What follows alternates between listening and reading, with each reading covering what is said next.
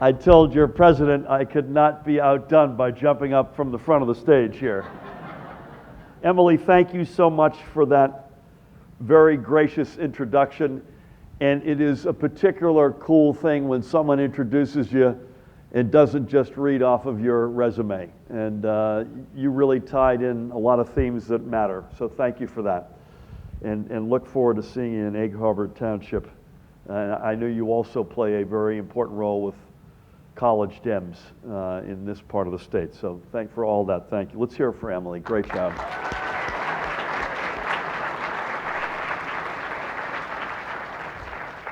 Is Jade Duffield here? Jade, where are you? Jade interns in our office. Jade's a senior, class of 20. Stand up and take a bow, Jade.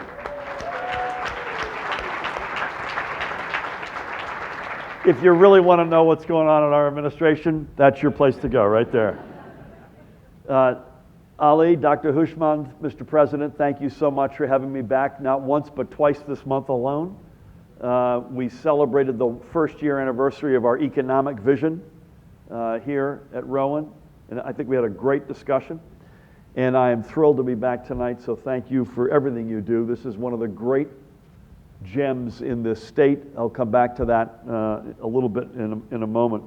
And you've got a great team. And there are many of your deans and chief of staff and other important folks here. I want to shout out two of them. One of them is an old friend, Steve Weinstein. Steve, it's great to have you here. And I don't think your wife, Karen Elkis, is with us. Is Karen in the house? Yeah. Not yet, but she may come. So I met Steve through his extraordinary wife, Karen Elkis. And we just got back from an extraordinarily successful state visit to India.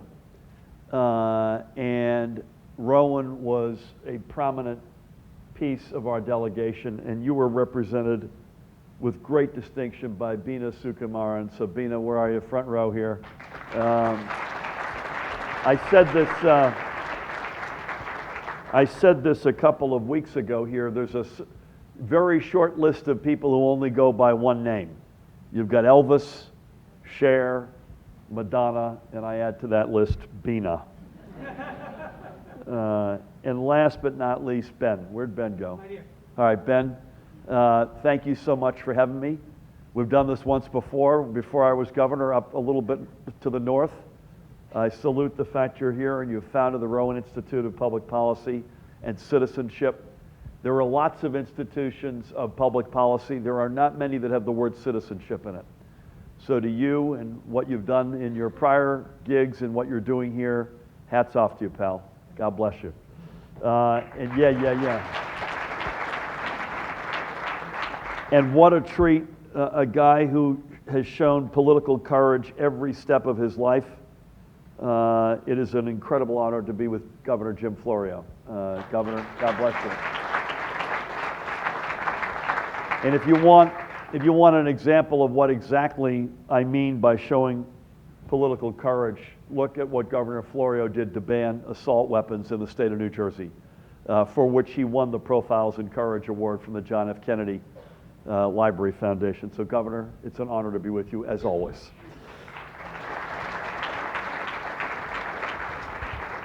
I work on most of my remarks with a colleague, Derek Roseman. Many of you know Derek. Derek is the chair of the Lambertville Dems when he's not working with me. And he and I, if you know Elton John, he's my Bernie Taupin. He does a lot of the wordsmithing with me. And he put together a really good package of remarks. And with his permission, which I rarely do, I said, you know what, I want to go off piste here a little bit. And be a little bit more casual in my remarks.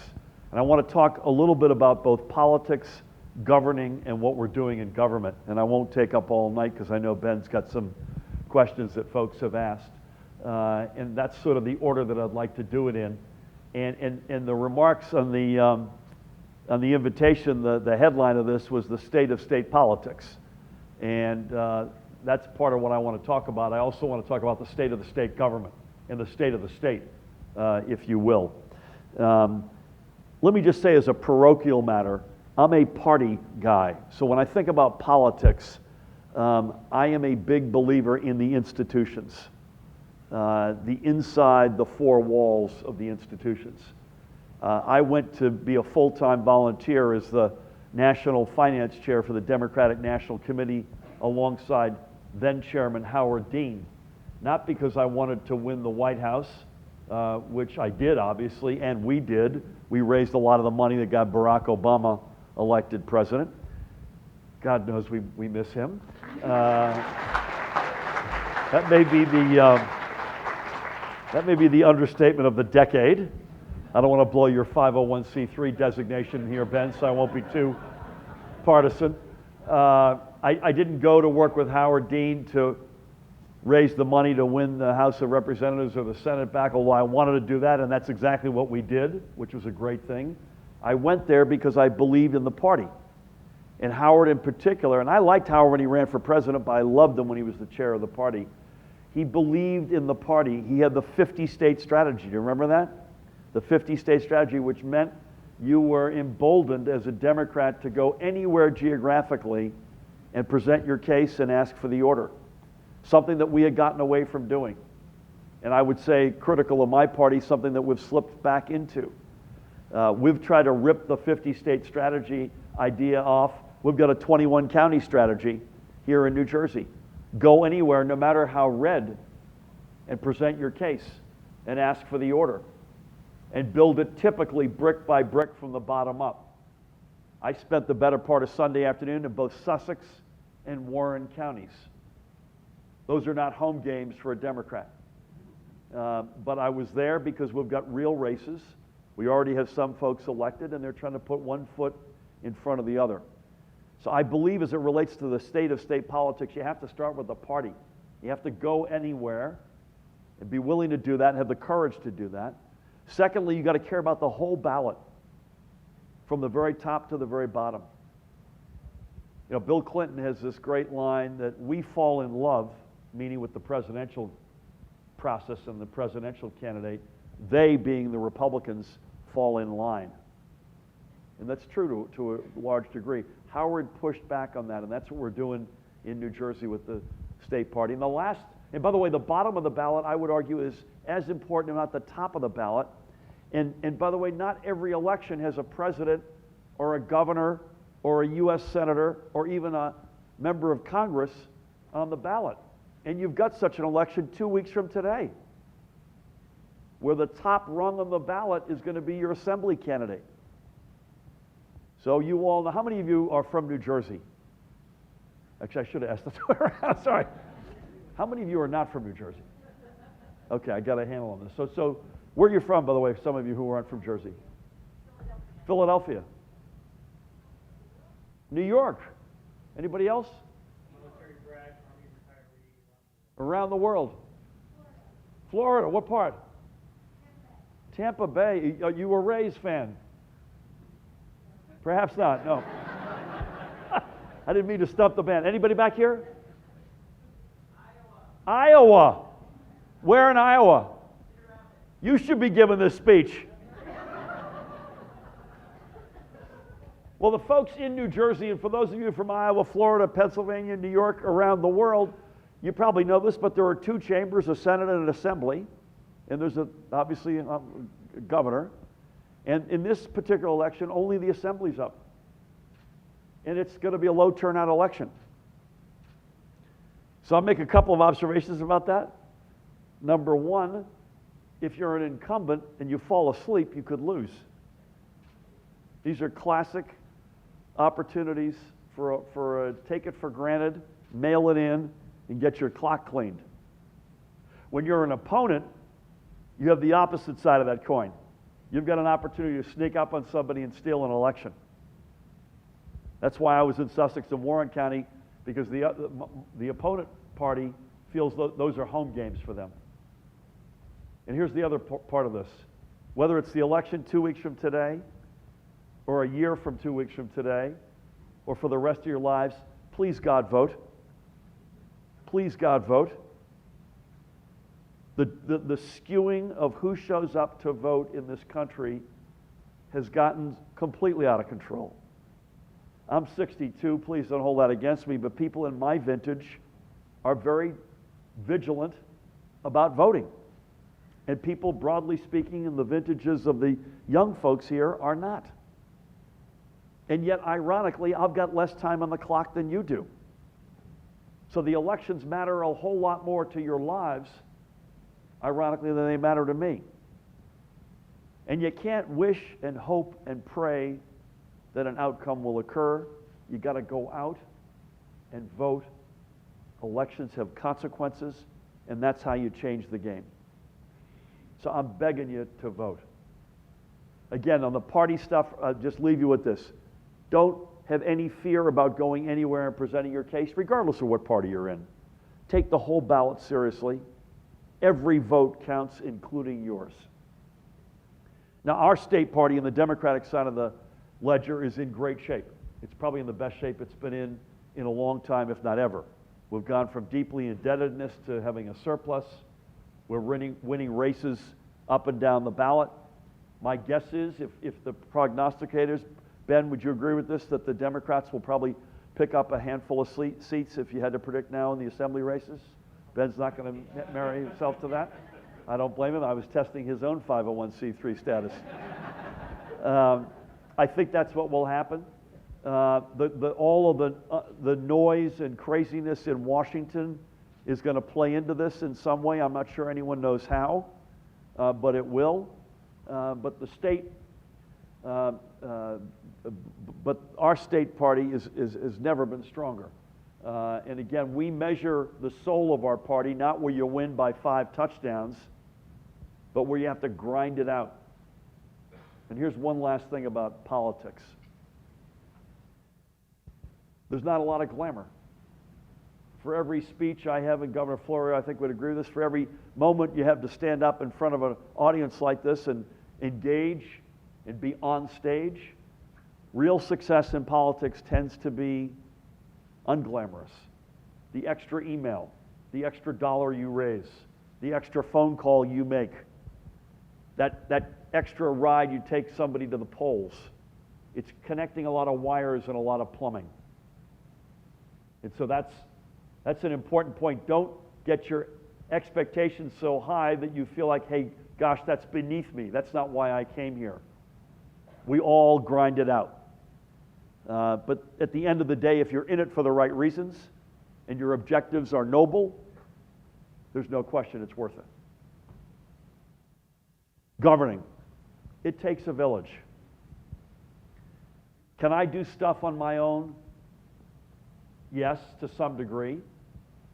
I asked my office, what's the current, literally this is an hour ago, what's the current tally? We've been in office about 21 months, just a couple of days over that. What's the current tally of executive orders, and what's the current tally of bills that I've signed? Executive orders, 88. And those include things like lowering the flags for Representative Elijah Cummings, would be on that list, but it also includes opening up completely the medical marijuana regime in the state, much of which I could do by executive order, some of which requires legislation. So 88 executive orders I've signed. How many bills? 435. Not quite, but getting in the neighborhood of Governor Florio at this point in his administration, almost, if not at all-time high. And what does that tell you? A couple of things.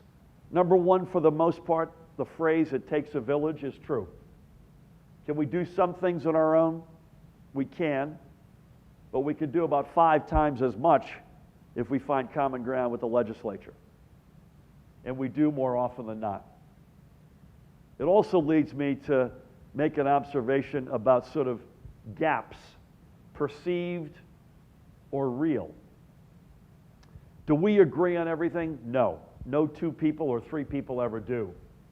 But I want to give a shout out to the Senate President, Steve Sweeney, to the Assembly Speaker, Craig Coughlin, who, by the way, himself is on the ballot in 2 weeks,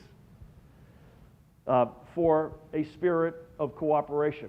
Again, we don't agree on everything. There's no question about that. But you don't get 435 bills signed in a state of complete acrimony. and it isn't that way. So one perceived gap, if you read the inside political blogs, is nobody speaks to anybody, nobody gets along, and that's just not true. In fact, the three of us will be together tomorrow topping off one of the terminals, the new terminals at Newark Airport. I got invited last week to join Governor Cuomo and Governor Lamont from Connecticut and Governor Wolf from Pennsylvania for a regional summit on vaping and marijuana. And I invited both Steve Sweeney and Craig Coughlin to come with me. Craig couldn't, but Steve did. So don't fall into this insider narrative that we don't get in the rooms together, we don't get along, we don't find common ground. Again, we don't agree on everything. Let there be no doubt about it. But that's just not true. But there's another gap that I think is more true than not, and that is the gap between the inner machinations of governing and the will of the people on the street. That gap, I think, is actually real. And ironically, that is not perceived to the extent this inside the bubble gap is perceived. The gap between the inside machinations and the will of the people in this state right now is significant. I'll give you just one example, but there are many. I have no problem with the American dream. I've got no problem with millionaires. I want more millionaires in New Jersey. So this is not an us versus them class warrior thing. I need some tax equity and some tax fairness. I need some more revenue out of the wealthiest among us. There are 19,000 millionaires. That's a revenue source that we really need in this state to help fund a historic investment in the middle class, particularly given how it was ravaged in the prior administration. We've not yet gotten that done. One of the newspapers at our 500th day assessed that I had made 52 campaign promises and we had achieved 47 of them, which is, I'll take that batting average. But one of those 5 is the full millionaire's tax. We have a partial millionaire's tax. 72% of people in the state support that tax, including a majority of Republicans. 72%. There's not much that polls at 72% and has a majority in both parties and in unaffiliated voters. So that's over here. We just haven't been able to get that done over here. I'm still optimistic we will, but that's a real gap. And that's one that I think gets less attention. Lastly, a couple of words on government, opening up the hood to give you a sense of what we're up to. I talk about a stronger and fairer New Jersey that works for everybody all the time. And that's how we govern. Those aren't just words, those are our guiding mission. We also say it sometimes differently. We don't believe that you can make economic progress without social progress. And likewise, we don't think you can make social progress without economic progress. Different way of saying the same thing. That one to me is susceptible in your mind's eye. Think of a pie. What good will it be if we grow that pie and not everybody gets a slice of it? That's not success. Alternatively, my guess is we could come up, all of us, with 25 or 50 or 100 really good policy and programs that we'd like to see enacted in the state, but if we can't find the money, it won't matter. Again, economic and social progress going hand in hand. We also sometimes frame it this way. Somebody tagged me on the campaign as a pro-growth progressive. That's exactly right. Now, there are many out there, they typically are on the other side of the aisle from me. There are many out there who will claim that those words, those collection of words, are inconsistent. You can't have both strength and fairness. You can't make both economic and social progress. You can't be both pro-growth and a progressive. And again, if I said nothing else about how we govern, we reject those myths completely. And the facts are on our side. History is on our side. We know if you're fairer, and Emily referred to this, if you have $15 an hour minimum wage, equal pay for equal work, some of the strongest sick pay policies in America, if you do a whole series of things that make you a fairer state, you are also a stronger state. I've already made the comment about social and economic progress. If you are proudly progressive, more often than not, you're contributing to growth. Bina and I were in India. We had a great trip. Rowan signed some really important and meaty substantive memoranda of understanding, particularly in the research area, which is where Bina's responsibility is. But when we were over there, whether I'm in India, bless you, in New Jersey, anywhere in the country, when I sell New Jersey, I use two words, talent and location. Talent and location. Again, I think you got to be honest. You got to look in the mirror and say, who are you? I wish we could make cars again in New Jersey. I really do. I'll probably die trying, but I don't think that's going to happen, as an example. But talent, beginning with public education, beginning with extraordinary institutions of higher education such as Rowan. We were just ranked recently #1 public ed system in the United States of America.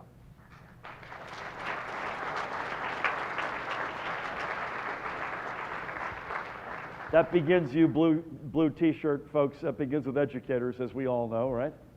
Amen to that.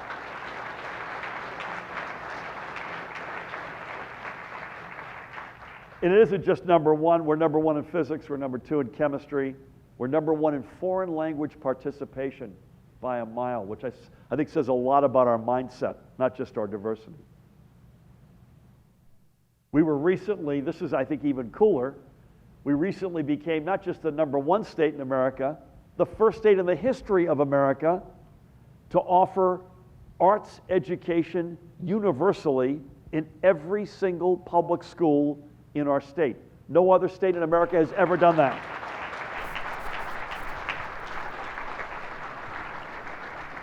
We have the highest concentration of scientists and engineers per square mile in the world. In the world. In the world. Life sciences, bio, tech, telecom. So again, I think you got to look in the mirror and sell who you are. Our location is second to none. 49 other states would die to have it. We got here first, and we're not giving it up. We're also, though, the densest state in America. And I don't think this is Democrat or Republican. When you're the 11th largest state as a population matter, 9th largest economy, 4th smallest geographically, making you the densest state in America, and you sit beside in the north, the largest market in the world, and in Philadelphia, one of the fastest growing markets in America, what's the one thing you're going to do if you screwed everything else up? Is you're going to be able to move people around.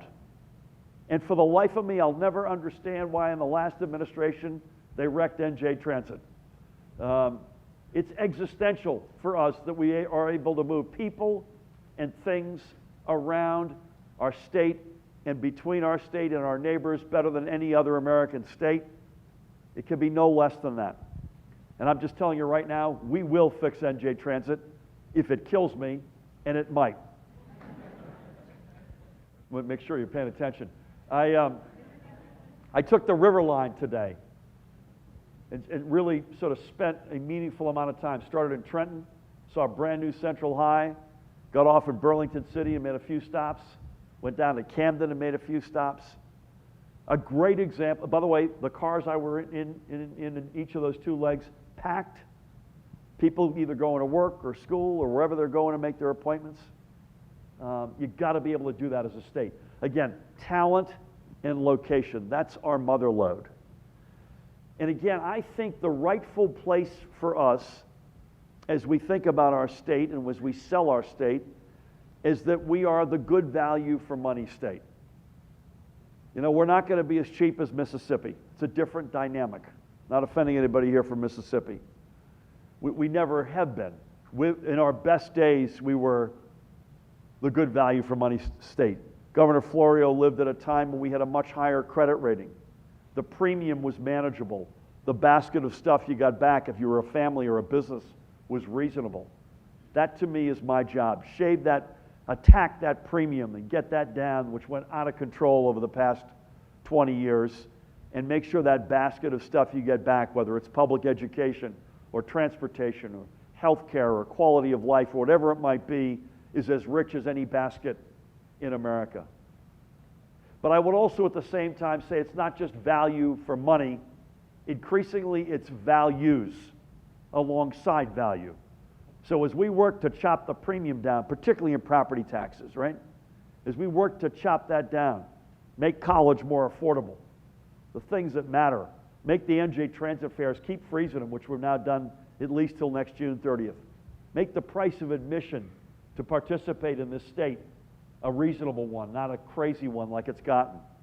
And as we pump up that basket of stuff you get back, including great institutions like this one of higher ed, unmatched anywhere in the world. As we do all that and we work on the value, we're not wasting any time working on the values. We're on it. So I want to be the number one in the American class on the following, at least the following. America's number one environmental state, period. America's number one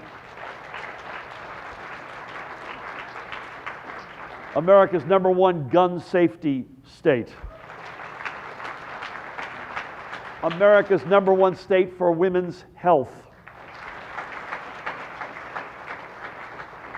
America's number one state for having sensible immigration laws and treatment of our immigrant brothers and sisters.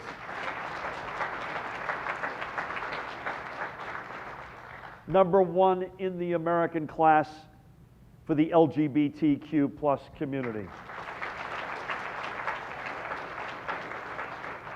So again, as we're working on that, getting that equation back into shape, it needs to be the good value for money thing. Let's also be proud of our values. And I don't do that just because I'm a nice guy. I do it because it comes up invariably in almost every meeting I have with a head of household or a CEO asking what it's like to do business or to live in New Jersey. And too many other states, which by the way, I can't believe they're doing it, but they're helping us, are passing crazy laws. You know, bathroom laws if you're in the trans community, gutting women's health, first heartbeat laws. Regardless of what you may feel about all that, I know how I feel about it. That's sending people who are reasonable our direction. And I say to folks, we will never surprise you in this state. We're good for it. Our values are real, they're American values. I'll leave you with one last lens through which we look at the state.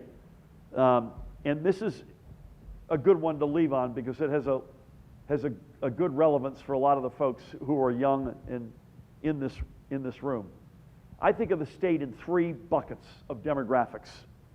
The big middle, which are folks about 30-ish up to about, I'm 62 into the 60s. They're defined by sort of three attributes. They're working full-time, probably with their spouse. They own a home, and they're educating their kids. We are, if not a state of choice, the state of choice.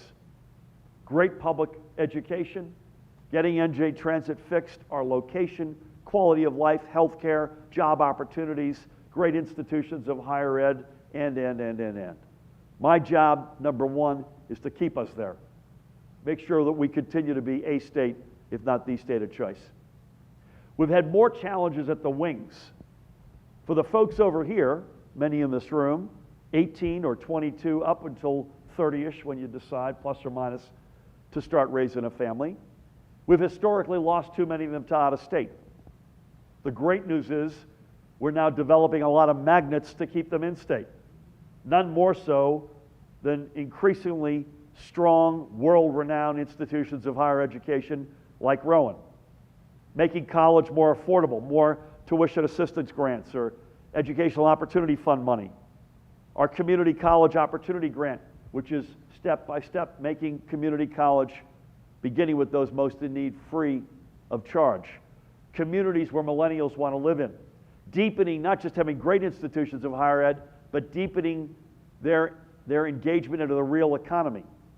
You know, recapturing that arc that we used to dominate in New Jersey from theoretical research to applied research to commercialization. NJ Transit matters to that young group because you guys drive cars a lot less than we do. And. I like a lot of what we're throwing up against that, more to discuss that in a minute. The other wing is a harder nut to crack. You're retired, you still own your home, but your kids have graduated. So you're on a fixed income. You look at your property tax bill, 53% of it is for public education. And you say to your spouse, significant other, rightfully, hey, remind me why we're doing this. So we need to give folks in that bucket, 60-something to infinity, a reason to believe to stay here. Property tax relief, shared services, homestead rebates, senior freeze, veterans, special deals for veterans, growing the economy. That is the most challenging of the demographics that we face. Again, we're making good progress. This has been building up for a long time. I'm confident we'll get there. And importantly, to my point earlier, 99.9% of these people are not millionaires. They're not making their decision based on their income tax. They're making their decision based, if it's on taxes, it's on property taxes. We got to help them, work with them, break the back of that challenge so that they could do what they want to do, which is to stay in New Jersey. So that's a little bit on politics, a little bit on governing and how we do it, and a little bit on picking up the hood and giving you a little bit of a better sense of what a stronger, fairer New Jersey that works for everybody looks like. Again, I'm incredibly honored to be here. Mr. President, Governor, to your teams, Emily, to you and your colleagues in the student body, thank you so much. Ben, over to you. Thank you.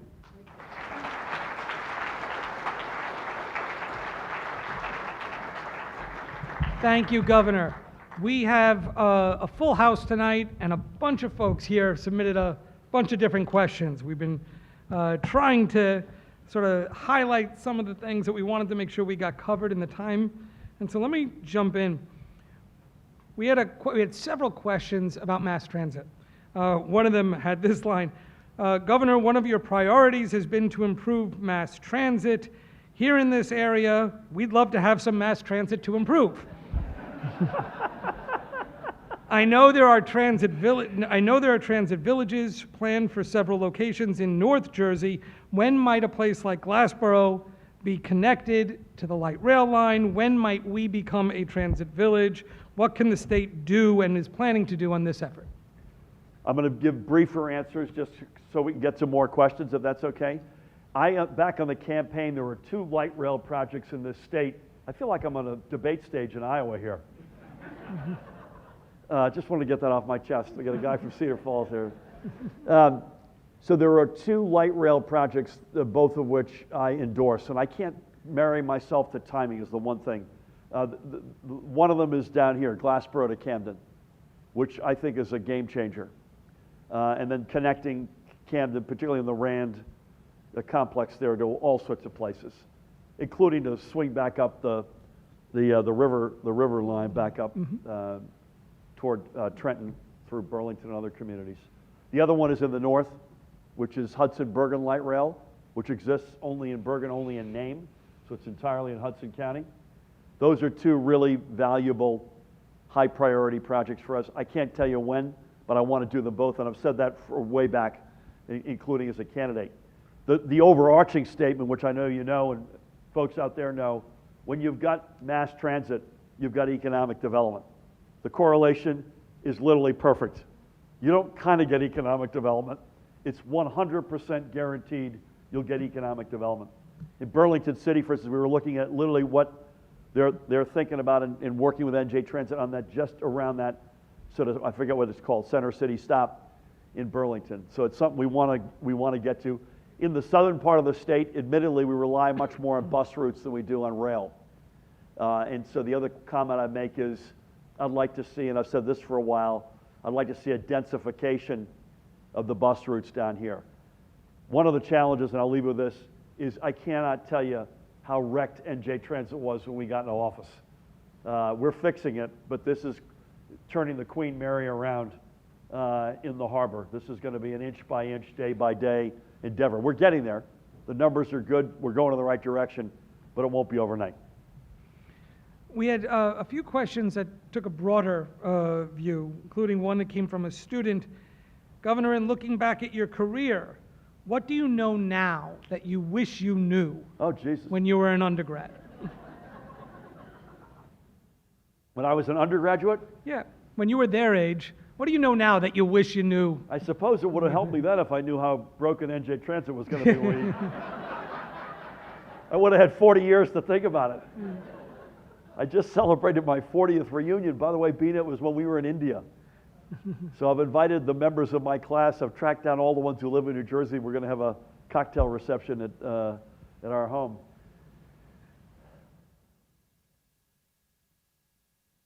I'd say a couple of quick things. Don't mistake a sprint for a marathon. And that includes pace yourself, but also get zen if you have a setback, because it's a long pull. And so that's one that I think is more of a life lesson. Because sometimes, you know what I'm talking about, folks? Like sometimes you feel like you got to run 100, you got to run the 100 in 9.5, and you can't do that forever. Or alternatively, you fall, and you think the whole world has passed you by. My God, I'm never going to get back on my feet, or never going to win the race, and neither of those are true. I think my late father-in-law used to have an adage that when you're about to jump down someone's throat, which of course no one does in New Jersey, ask 3 questions, which I always thought was a good. I've been married for 25 years. I had the honor of knowing him for just about 25 years. So have a little bit more of a measured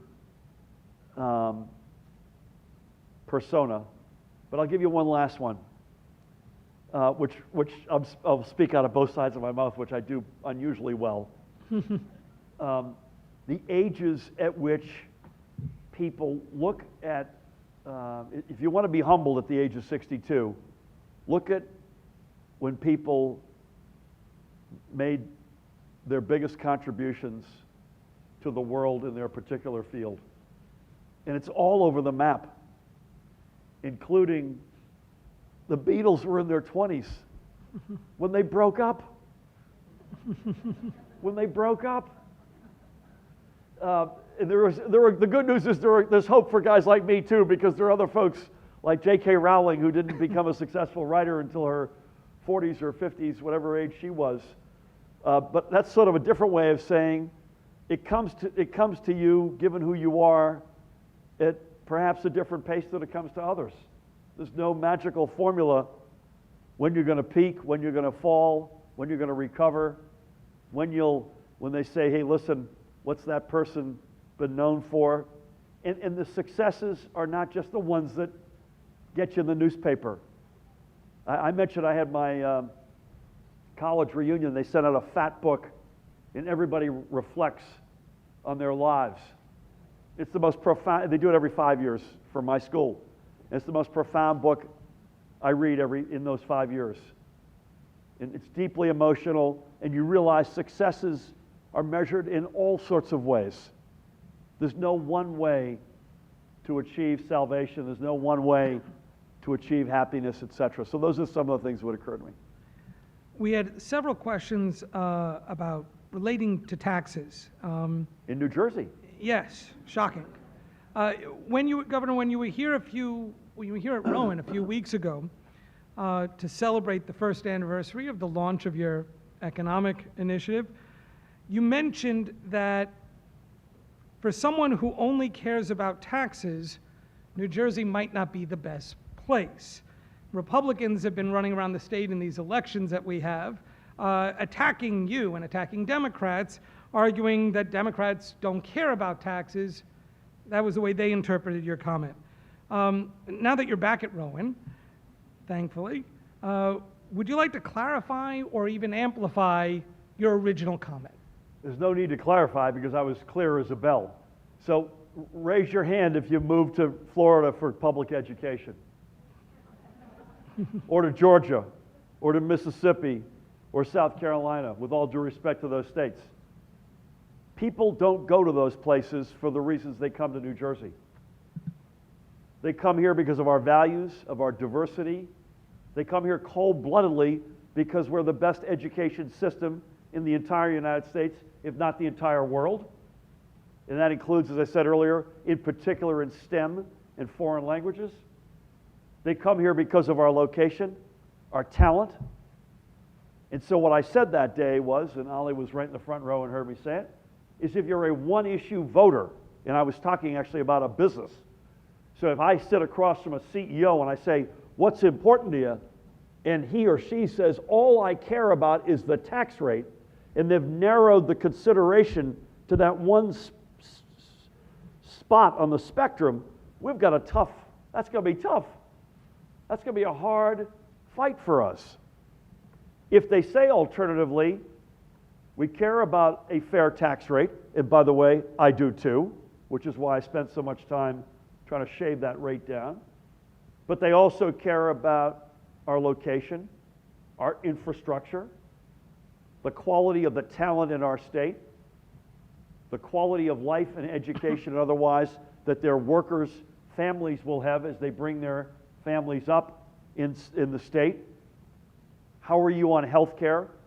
We're not too bad. #1 rated safest hospital systems in America. Save the Children ranks New Jersey as the #1 state in the nation to raise a kid. We have aggressively pushed back on the challenges to the Affordable Care Act. And if you're on the exchange in New Jersey, you're paying a lot less than you're paying in any comparable state, and the quality is just as good. And that's what I mean. And by the way, the folks on the other side of the aisle know exactly that's what I mean. They've got nothing else to talk about, so that's what they want to hit. The reality is, if you narrow the spectrum and it's only taxes, a good value for money state is going to have a lesser shot of winning that argument. If you open it up, including a fair tax rate, but a whole lot of other stuff, New Jersey is virtually unbeatable. And we saw that in India. We came back, we trumpeted 1,250 jobs. Frankly, there were several thousand that are behind those. We could have been a lot more aggressive. We decided to be as conservative as possible. India is a big life science, tech, telecom country. That's our mother lode in New Jersey. The match is really close and good, and that's what I think, that's who we are, and that's where the appeal will come from. The corollary to that, we had several questions on, are just about affordability.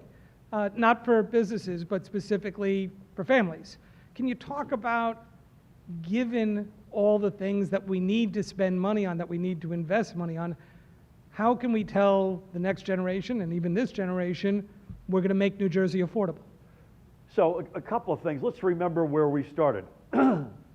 If you, in your mind's eye, draw a quadrant, and below the line you don't grow, above the line you grow as an economy, and on this side of the line you're fair, on this side you're unfair, our administration inherited a state down in that box you don't want to be. We neither grew and we weren't fair. So if we had just grown at an average American growth rate over the past decade, we'd have multiple billions of dollars more at our disposal to deal with items of affordability, structural deficits, whatever it might be.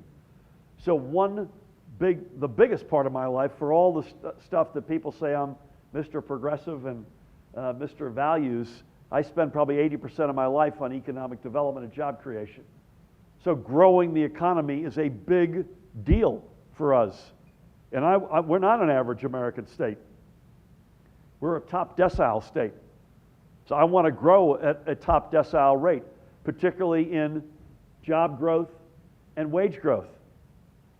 In the decade before we got into office, we were 42nd, 47th, and 49th in job growth, poverty eradication, and wage growth.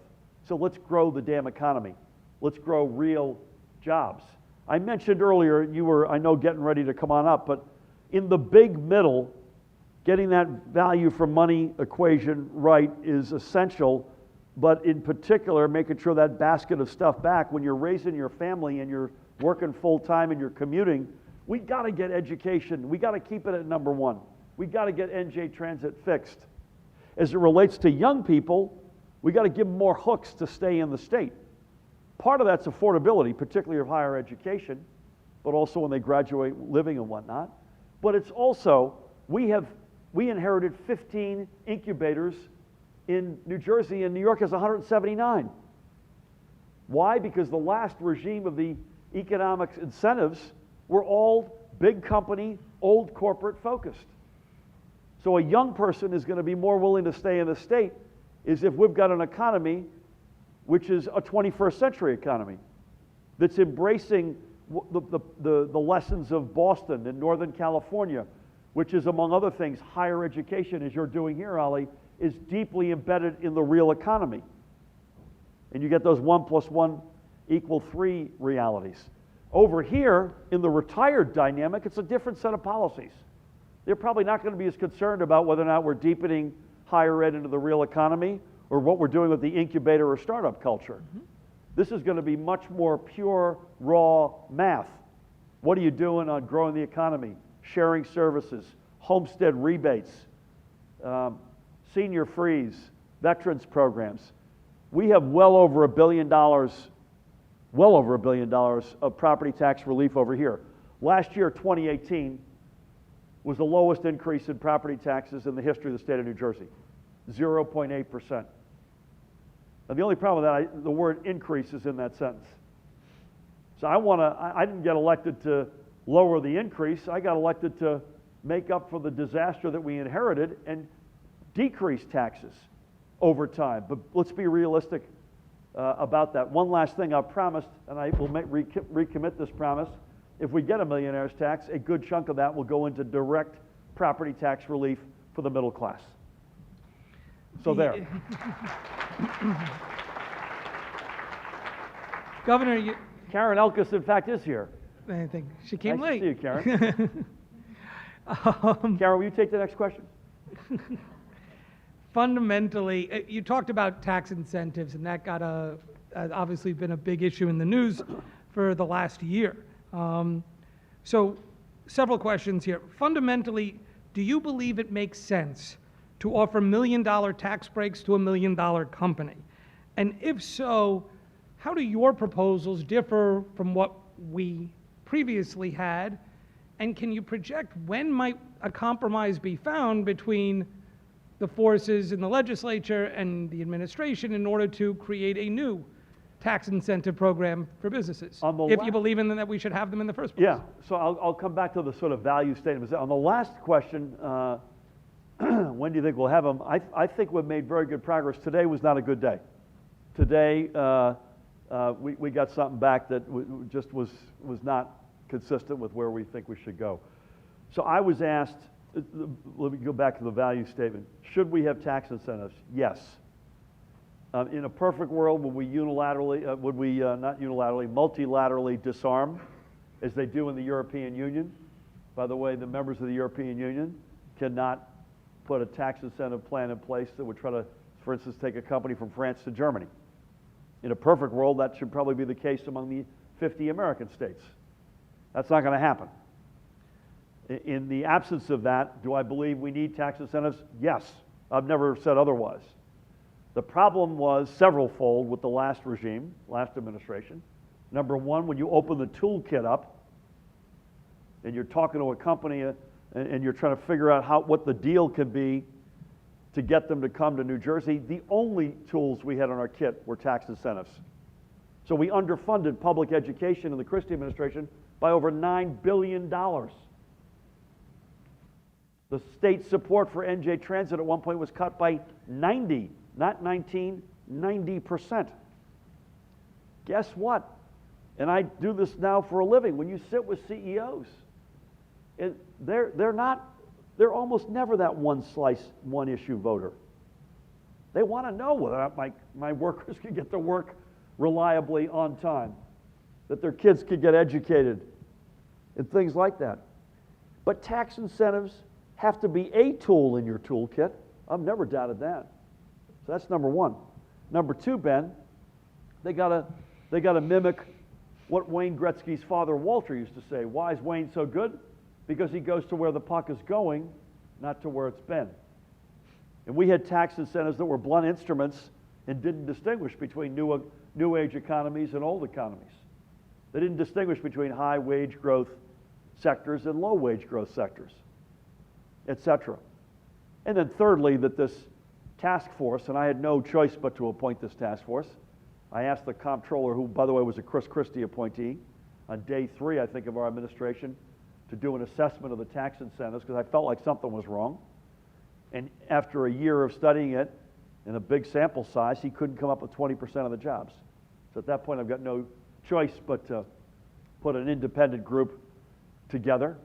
And they've been at this now for, I guess, 8 or 9 months. And that's the third piece. The program was managed, I'll be diplomatic, poorly is one word. But it was really not transparent, not well managed. You promised to do X in exchange for my Y. My Y is typically money, saved taxes. Your X is typically hiring people over a period of time. And the fact that a deal's a deal, right? That has to be managed. That has to be monitored. It's taxpayers' money. We have to make sure that Ben and his company do what they say they're going to do in exchange for our taxpayers' money. All of that was broken. I'm still optimistic. Today was a setback. I'm not sure I understand why, but we think we've got a great set, including things. I'll give you one that doesn't get talked about, which is a home run historical preservation tax credit. You take a community like Trenton, where I go to work a lot of days, that's a game changer for Trenton. Never mind a very cool venture capital idea, which would benefit directly the next generation, probably add meaningfully to the magnet of attraction to keep you in New Jersey. So I think we've put forward a great set. We've actually had good conversations with the legislature. Those conversations have borne fruit. So we've not stayed in a rigid place. We've, I think, got a very good set. It's time to get that done. One or two more. Sure. We had a couple questions about education. So let me sort of throw them both out there. They're different aspects of it. One was a question apparently from a parent who is worried about the threat of gun violence in their schools and wanted an understanding that your administration has pushed through a number of gun control measures in your time in office, but specifically about gun safety in schools. The second education question that came up a couple times was about school consolidation, which is obviously a big topic down in this neck of the woods. Can you talk about, do you support school consolidation? Are you willing to put forward, do you think the state has to put in more resources in order to make that happen? So school violence and school consolidation. I'll start with consolidation. As a conceptual matter, I support looking at it, and it's a worthy topic to look at. We have 565 communities, over 600 school districts. There aren't many states in America that can say that. Think about that for a sec. In particularly below the neck consolidation, so unified secondary school, but multiple systems and districts underneath. If it's done right, I think it needs to be looked at, and I've said that publicly for quite some time, and I would stay with that. Done right, however, we have to be very careful. I don't want to give up. If we've got the #1 public education system in America and the #1 educators in America, I don't want to screw that up. So school consolidations that don't impair us in any way at the point of attack in the classroom has to be sacrosanct. But you know, we signed a budget with $800 million of healthcare savings that did not make employees pay more or make them accept less quality health care. It was just $800 million of efficiencies. So 1 + 1 = 3. That's the sort of mindset that would apply to consolidations. As long as we're not impairing the point of attack and the reason why people come to this state, I'm open-minded to it. In fact, even more than open-minded to it, we need to explore that seriously.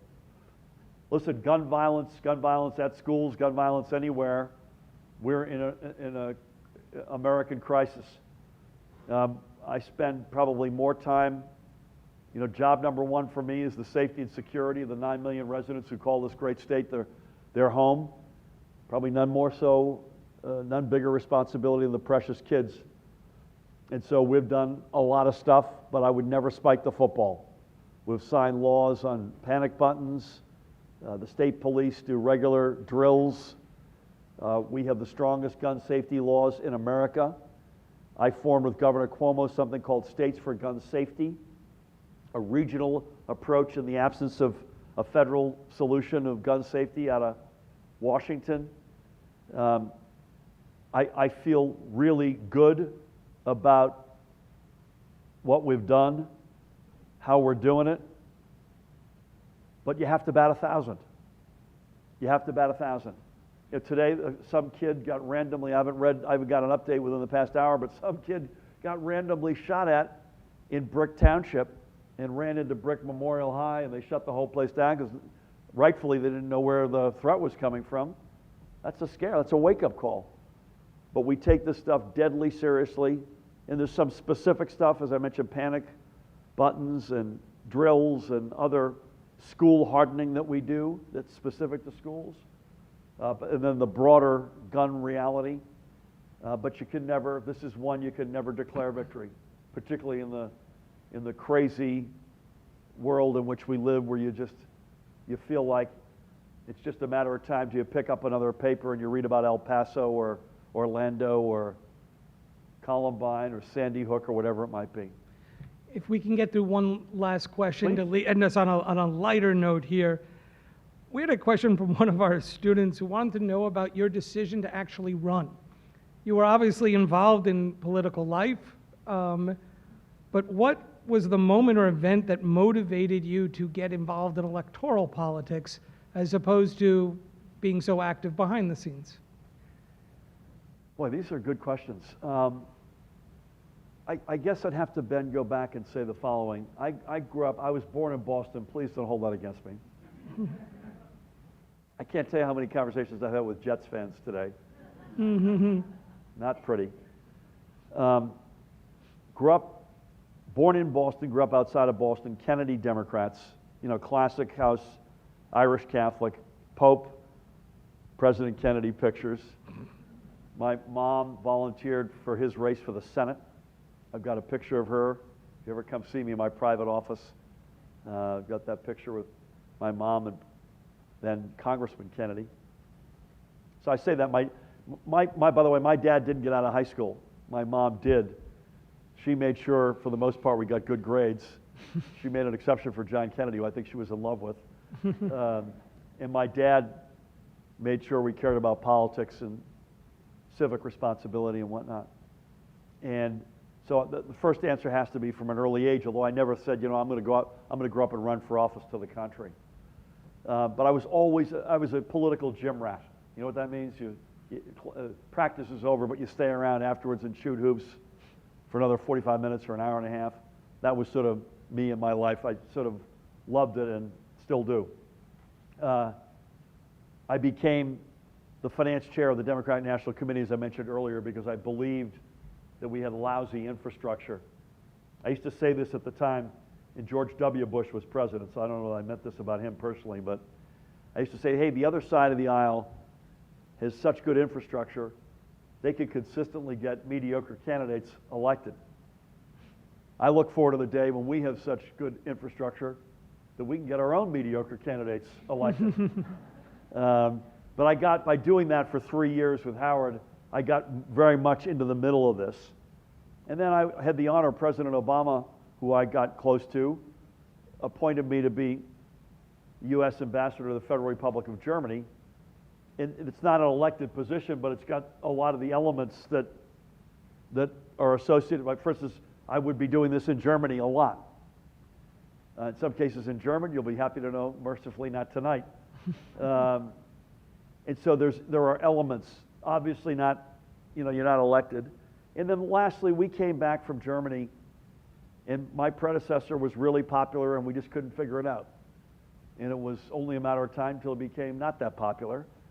And so we thought that New Jersey could be better than this, that it was better than this, that it was an economy that should grow. And that at the same time, we shouldn't have the widest white, non-white gap of persons incarcerated in America, which we did have when we took over. There's no reason that should be New Jersey.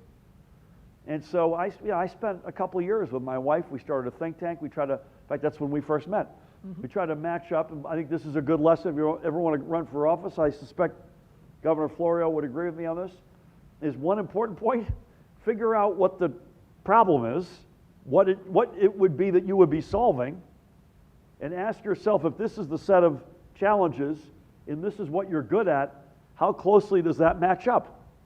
And don't kid yourself. Because if it's a bad match, it's probably going to end in tears. Probably people will figure it out on the campaign trail and they won't elect you in the first place. But if they do, you'll get in there and you'll be miserable and or you won't succeed.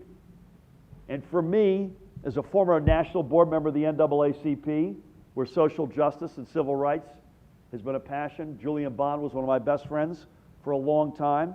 And you look at the inequities on the one hand, and on the other hand, as a businessman who did business not just in America, but around the world, and having seen lots of models, good and bad, on how jobs are created, those were two decent data points for me in terms of what ailed New Jersey to give me some amount of confidence that I may be able to cobble together some of the answers that we need. So there was no one aha epiphany moment. We've got 4 kids. They wanted us in this thing faster and more deeply, and they got there with a lot more conviction before Tammy and I did. But it's the greatest job I've ever had.